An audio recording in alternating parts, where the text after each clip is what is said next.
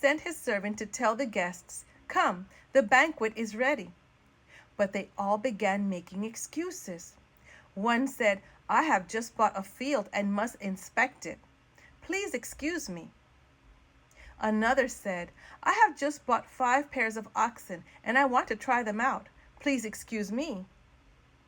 Another said, "I just got married, so I can't come." The servant returned and told his master what they had said. His master was furious and said, "Go quickly into the streets and alleys of the town and invite the poor, the crippled, the blind, and the lame." After the servant had done this, he reported, "There is still more room for more."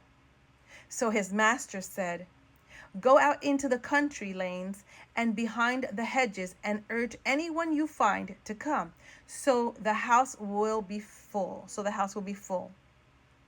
For none of those I first invited will get even the smallest taste of my banquet."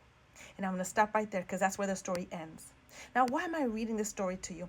Because I feel that strongly in my heart that now that we're approaching the holidays, we can get really busy with all of the preparations, work, and the kids, and so on, so many things. And we want everything to just be perfect. But you must be careful that you don't end up neglecting spending quality time with God. That you remember to read, pray, praise daily. That you do that first thing in the morning so that you don't put it off and that you don't end up getting so busy that you end up forgetting to spend time with God. And then little by little, people can kind of get cold. And you don't want that happening. You want to always have God first place in your life and have his guidance in your life. Amen. In Luke chapter 10, verse 38, and the title says, Jesus visits Martha and Mary. And it reads like this. As Jesus and the disciples continued on their way to Jerusalem, they came to a certain village where a woman named Martha welcomed him into her home. Her sister Mary sat at the Lord's feet, listening to what he taught. But Martha was distracted by the big dinner she was preparing.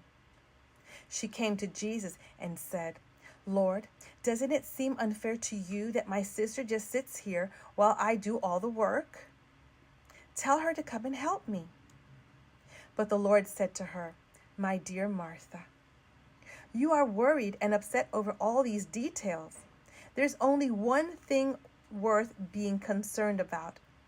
Mary has discovered it, and it will not be taken away from her."